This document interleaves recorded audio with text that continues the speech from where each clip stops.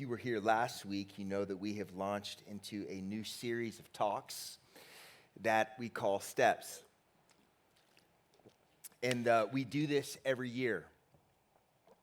And the reason is these steps, we believe, are not the way, but they are a way. Can I say that again? They're not the way, but they are a way for us to walk forward in our walk with God. They're a rhythm of growth and spiritual development in our lives. And so our commitment as a church is that we would all have the steps operating in our lives at all times. And we get this out of 2 Corinthians 3, verse 18. It says that we all who with unveiled faces contemplate the Lord's glory and are being transformed into his image with ever-increasing glory, which comes from the Lord, who is the Spirit. To walk with God is to become more like God. To walk with God is to become more like God. Transformation, change, freedom is a fruit of our salvation. Things in our lives that do not reflect the Lord's glory are exposed in his glory. We see this when Isaiah, the prophet, is swept up into heaven. In Isaiah 6, says that he saw the Lord. He saw him with an unveiled face. He saw him high and exalted, seated on a throne, and the train of his robe filled the temple. And he goes on to say in verse 5 that Isaiah's response to seeing the glory of God was, "Woe to me! I am ruined, for I am a man of unclean lips, and I live among a people of unclean lips, and my eyes have seen the King, the Lord Almighty." There's a connection when we see heaven to things being exposed in our lives so that we can experience forgiveness and transformation by the power of the Holy Spirit. To know God, to see God, is to be transformed into the likeness of God. Are you tracking with what I'm saying? And we want to be a people that don't just talk about these things, but we experience them. That we're not just like talking about like, oh yeah, in church, cool, like in this, like so fun. It's like we're here to meet the living God, to contemplate his glory with an unveiled face, to be transformed into his likeness. And the steps help keep God in view. The steps are a rhythm in our lives that we can operate from that keeps God in view, to encounter him. The steps are encounter, matter, belong, grow, and build, right? Can we just like say it along, right? Like encounter, matter, belong, grow, and build. Come on, church. Look, Austin FC this afternoon plays for an opportunity to be in the MLS Cup. And I know that you are going to be louder than that at 2 o'clock this afternoon when we play the Pagans in LA. All right? Like, so we're going to say this, and we're going to tap into the fire that is in your belly that's misplaced. We misplace the fire that we have in our belly. Do you know that? We misplace it and we put it upon things that don't matter. And then we come to church, the things that do matter, and we're like, encounter, belong, matter, build. And people are going to be ripping their clothes off this afternoon for Austin FC. All right, so let's just tap into the fire that's in you, and let's say this rhythm that will bring transformation in your life. Okay, you ready?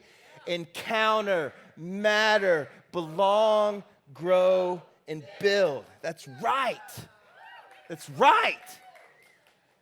And God, give us a victory today.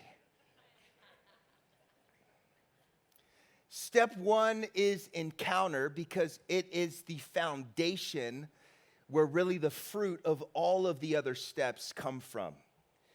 If we are not first encountering God, nothing else that we do matters.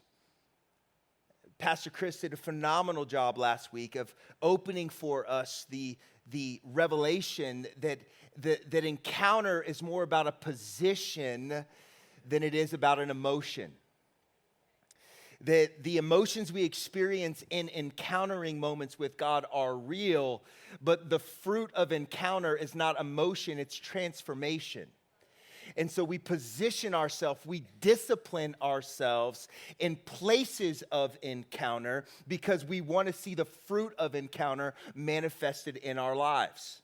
So we daily come to the Lord. We daily open our Bibles and read Scripture. We daily worship. We daily pray because we want to encounter Him. That position, that disciplined place of positioning yourself for encounter leads to transformation in your life. The goal is to be with Him because when we're with Him, we are changed by Him. And let me just go ahead and stir the pot. Can I just go ahead and I know it's early. I know I've only been in there about 5 minutes. I've only said 2 jokes, but let me just go ahead and piss some of you off, okay? Let's just go ahead and get out of that. Let's just get it out of the way. If you are coming to church every Sunday or every other Sunday or statistically every 4th Sunday, if you're coming to church but you're not experiencing transformation in your life, you're not encountering God. You are encountering a God that you've made in your image. And that God has no power. And what we do is we shape God in our image, and we're just like, we create the truths that we want to be obedient to that fit the vibe that we want to carry in our lives. Oh, I don't like that part. Ooh, this part makes me tough. If you don't come to church and get offended every once in a while, then you're not hearing the Bible. This is a crazy book.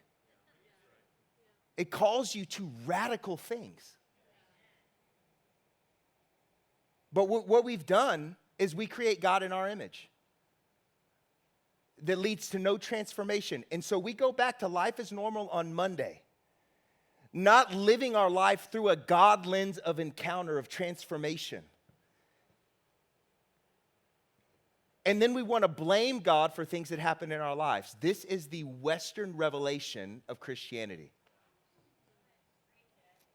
That's not why I'm here. I hope it's not why you're here. I'm here to meet the living God, the one that put breath in your lungs, who spoke into existence everything that you were experiencing. I want to align my life with Him. I don't want to think that I understand how the universe works better than Him. And this is what we have done now in culture, just so you know. It's God in our image. It's not we are made in His image. But since some of His image makes us uncomfortable, we just say, you know what, I'm going to forget that part because it doesn't fit my flow.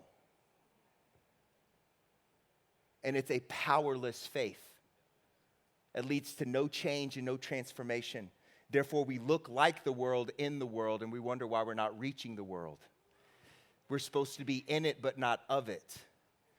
And we're not of it because we experience the living God, and to be with Him is to be changed by Him. Colossians 3, verse 1 says, since then you have been raised with Christ. Set your heart on things above where Christ is seated at the right hand of God. See Him, encounter Him, contemplate His glory. Set your mind on things above, not on earthly things. There's a way that heaven operates and a way that earth operates. And set your mind on things above, for you died and your life is now hidden with Christ. And when Christ, who is your life, appears, then you also will appear with Him in glory.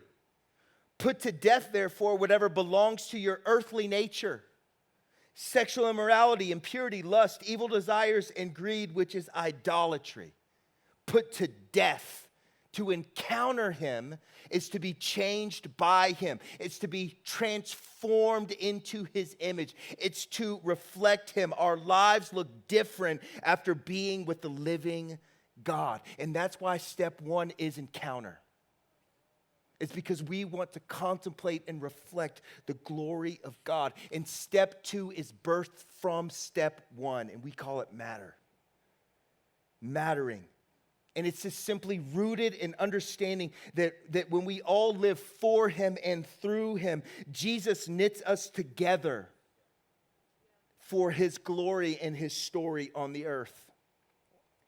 The power in the church is greater than the function of the church. The power of the church is greater than the function. The function of the church, the goal, why we exist, it's a place to worship God, to equip the saints, and to reach the lost. That is the function of the church, and that function is the hope of the world.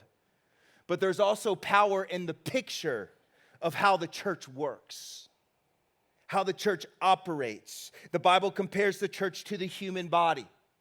We are the body of Christ, and in the body, each part plays an important function within the system of the body. 1 Corinthians 12, verse 12 says, just as a body, though one, has many parts, but all its many parts form one body, so it is with Christ. For we are all baptized by one Spirit, so as to form one body. Whether Jew or Gentile, slave or free, we are all given the one Spirit to drink. Even so, the body is not made up of one part, but many. Each of us has a significant part to play to see us become all that God has called us to be. 2 Timothy 2 says it this way, in a large house there are articles not only of gold and silver, but also wood and clay. Some are for special purposes, and some are for common use.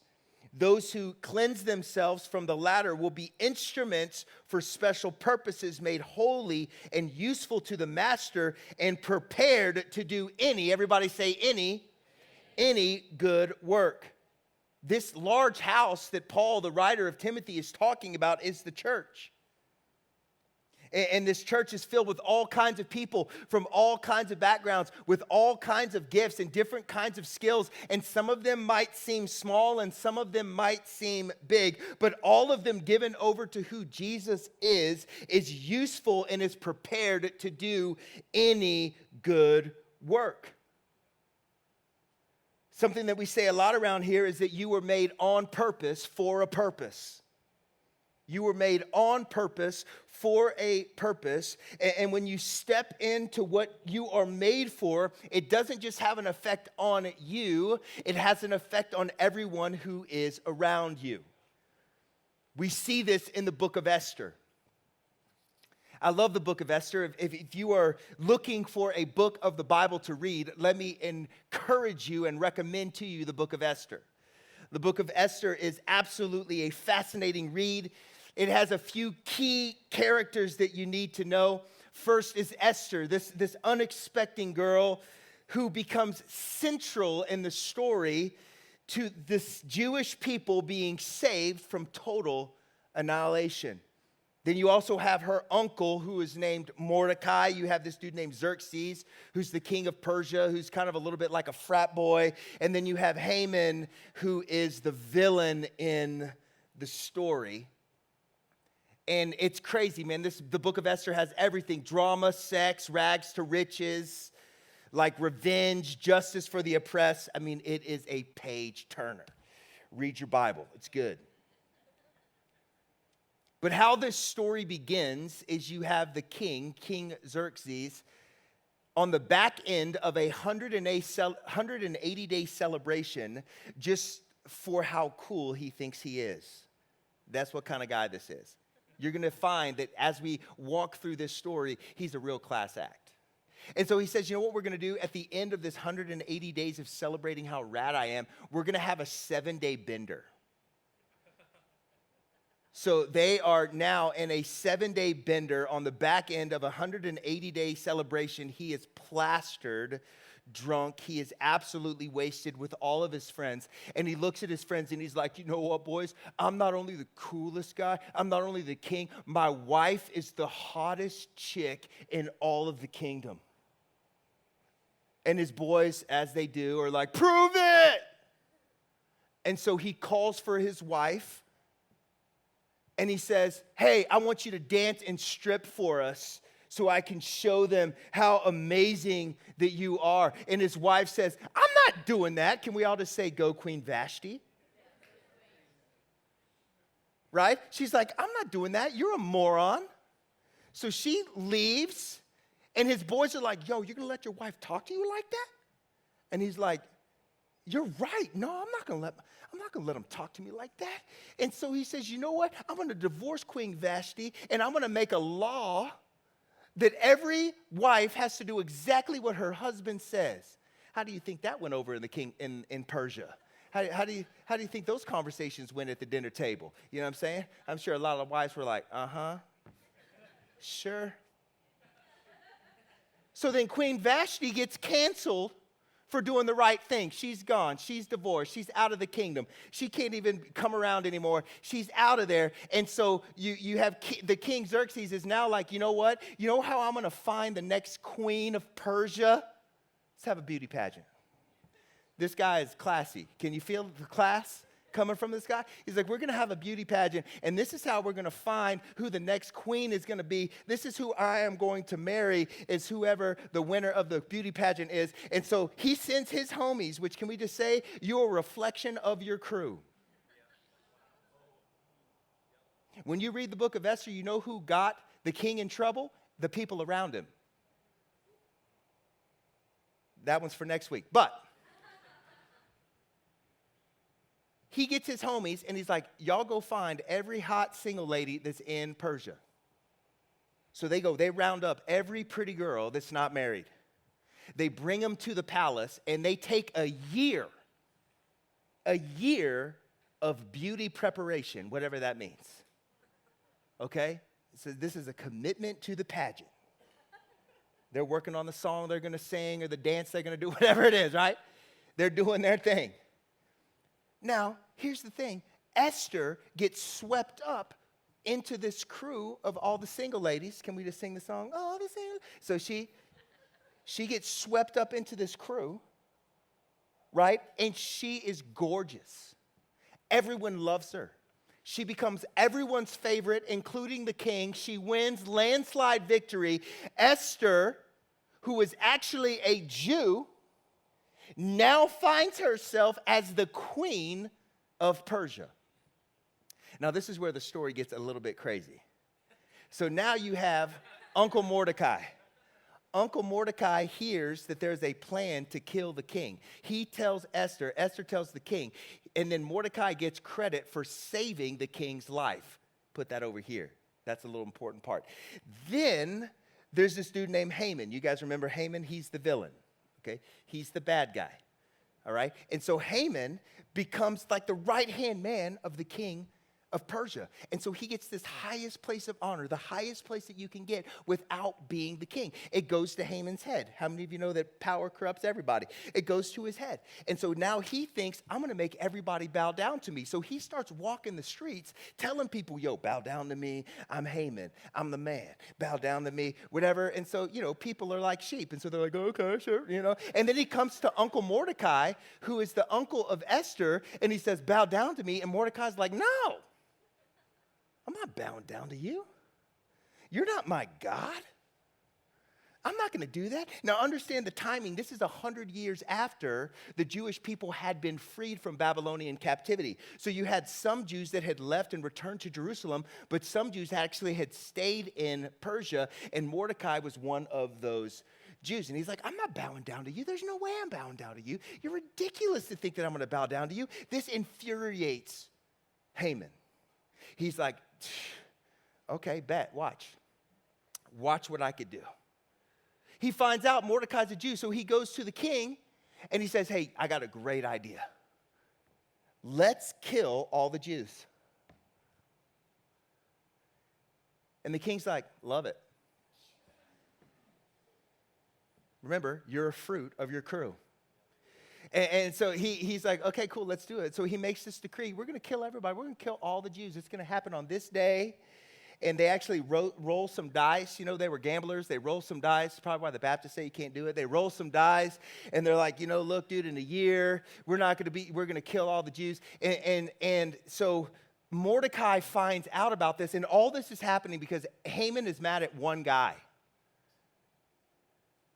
Haman is mad that Mordecai won't bow down to him. And so he's like, oh, dude, so I'm going to kill everybody because I want to get back at this one guy. Mordecai finds out about this plan to eliminate the Jews, and he puts on sackcloth and ashes. Like, these are like grieving clothes. This is what you put on when you're like mourning a death. And he goes into the street, and he begins to act a fool. He is screaming and crying and throwing a massive fit. And he does this like a one-man grieving parade all the way up to the palace gates. And he makes such a scene that Esther is like, uncle, dude, you are embarrassing me, unc. Here's some clothes. Dude, change. Like, you're killing me. Like, what is going on? Nobody died. And he's like, no, you don't understand. Haman is going to kill all the Jewish people. You have to stop it. Go tell the king. And Esther's like, ooh, I don't know. I'm not sure. Because there's a law, and we've already seen that the king makes really great decisions, right? Like this guy seems to be trustworthy. And there's a law that says if you go into the king's court uninvited, you will be killed. And so she's like, no way. I'm not going. I'm not going to go tell the king about this. Are you kidding me? This is going to cost me everything. I don't want to become like Queen Vashti, canceled, kicked out of the palace, kicked out of the kingdom, maybe even worse, put to death. And Mordecai looks at her in Esther 4, verse 13, and he says, don't think that because you're in the king's house that you alone of all the Jews will escape. For if you remain silent at this time, relief and deliverance for the Jews will arise from another place. Well, I love that.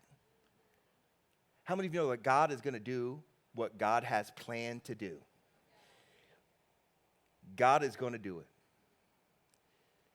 And he says, deliverance for the Jews will arise from another place, but you and your families will perish. And he says this, and who knows? But that you have come to your royal position for such a time as this. Who knows? Maybe you've been put in this place for this moment.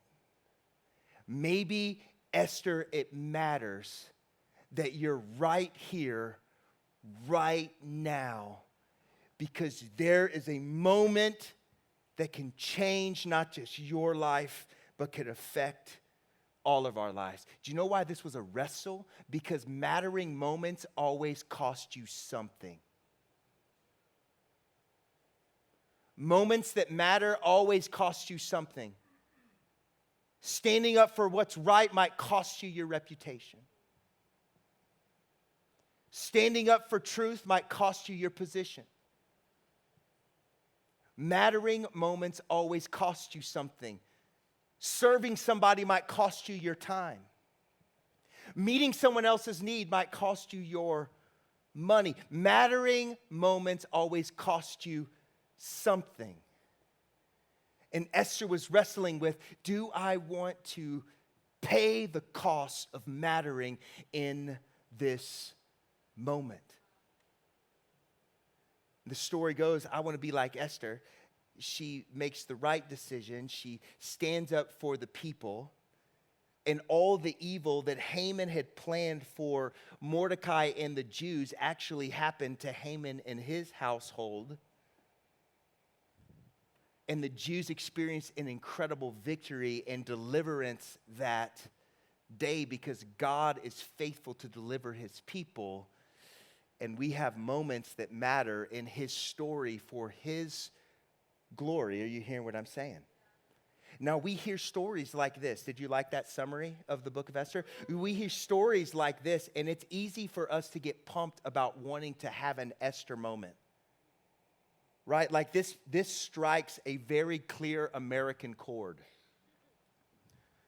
This touches that thing in all of us that wants to matter. We call that now being an influencer. You have a whole generation of people that want to be an influencer so that they can have a platform so that they can push what they think matters. There was like a survey that was done to a bunch of Gen Zers, and they said 80% of them would like to be an influencer if they had the opportunity. which in and of itself is kind of a funny thing. I'd like it if it comes to me. I'd like to be an influencer. If I have the opportunity, I'd love it. That in and of itself shows you the backward path to what we have called influence in our culture. And so the story of Esther is exciting because you're like, dude, I want an Esther moment. I want such a time as this moment. I want a moment that can change the course of history. I want a moment that can affect my life and my family's life. I want to be able to have that moment. I want to have that opportunity to be able to stand up and do what's right and God to vindicate me and my family. That seems super exciting and very cool. I want to be an influencer. And then you mix that with our hyper focus on self-discovery that's now really popular, where you can take about 1 million tests that will tell you what you like, who you are, what you should do, where you should go, where you should live, where you're going to be the most happy, what career is going to be the most fulfilling for you. Right? I'm an INFTJ, PWQ, I'm a 3 on the Enneagram, whatever. Choose your source of ranking yourself, defining who you are. And look, these are great tools that can be very helpful for us. But they're tools. They're tools. And here, can I just since I've already been shooting a little straight, can I just fire another bullet across the bow here? I think we are missing as a culture moments that matter because we become obsessed with what the moment is versus where the moment happens.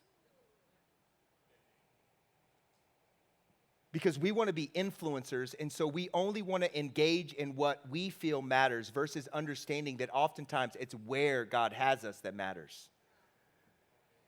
And so you have a generation of people, you have people that are looking to the next thing, looking past the thing right now. Oh, if only this happened, if I only had this, if I only had this many people following me, if I only was in this position, if I had this job, if I was in this position in my company, then I would do something. If I only had this, if someone would give me some money, then I could support things that matter. And so we just keep going, I just need to wait for the moment of what it is versus understanding that where you are matters. Where is way more important than what. Do you know what gave Esther the power in the moment? It was where she was. It was where she was that gave her the power in the moment to do the such a time as this thing that was in front of us. And we get so focused on what things are that we forget the importance of where things are happening. Let's just get really practical, like serving in kids. Serving in kids. And you're like, yo, we were just talking about Esther and saving a whole people group, and you shifted to serving in kids? Yes. Yes, I did. Because we are raising up another generation of people with a biblical worldview and putting in them a root system that is going to help them navigate through the complexity in life. And so you might be like, no, I'm an INTPJ.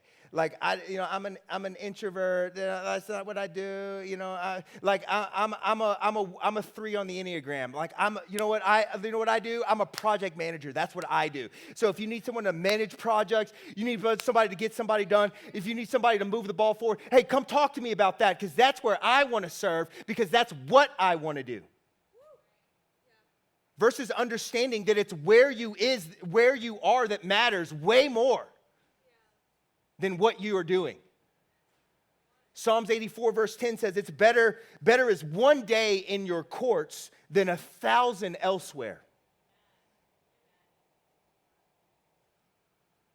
It goes on to say, I would rather be a doorkeeper. I'd rather be on the fit team. I'd rather be in the parking lot waving to people when they come in.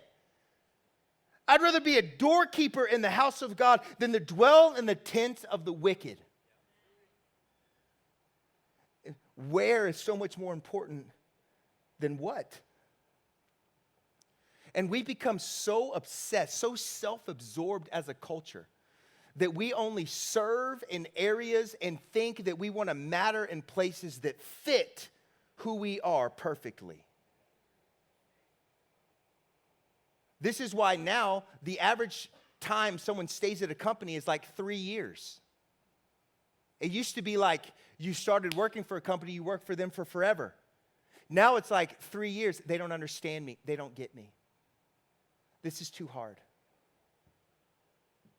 I'm going to go to some place where I can matter, because right here, I don't feel like I matter here. I don't feel like they see me for who I am.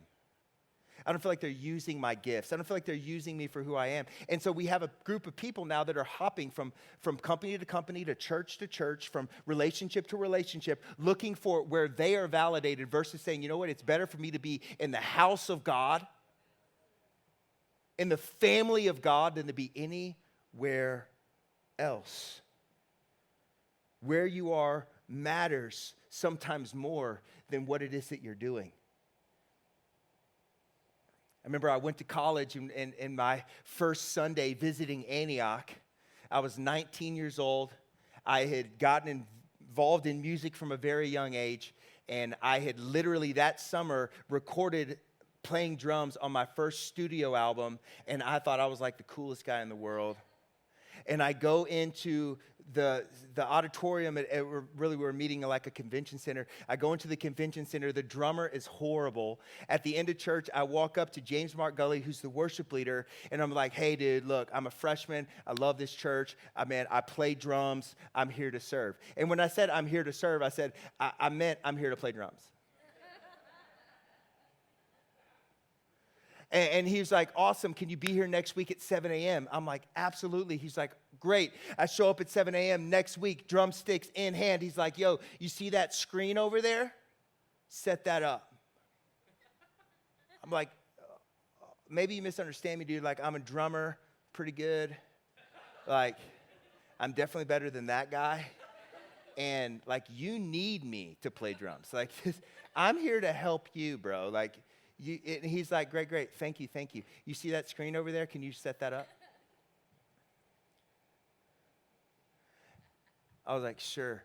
I was like, set it up. I'm thinking, all right, cool. Next week, he's like, be here 7 a.m. All right, right on. Show up, drumsticks in hand. Hey, man, you see that screen over there? You want to set that up? I'm like, sure. I set up the screen every week for like 4 months before they even listened to me play the djembe, which doesn't even count. All right? If you tell me you're a musician and I say, what do you play? And you say the djembe, you're not a musician. Okay? And so, it's like 3 months before they even let me play the djembe. And you know what? I got a little offended. My feelings got hurt a little bit. I'm like, I'm better at that than the guy who's doing it right now. They're looking past me. But you know what? It's where I was that mattered in that moment. Way more important than what I was doing. Because where I was taught me two very important things. It's what happens off of the stage that's way more important than what happens on the stage. And it actually put me in really great relationship with the pastors of the church that I was a part of. And I got to see their life off of the stage and became way more impressed with who they were off of the platform than who they were on the platform. And I got to experience that because of where I was, not because of what I was doing. Church, we need to get back to be obsessing about where we are versus what it is that we're doing. Because God has put you where He's put you on purpose for a purpose.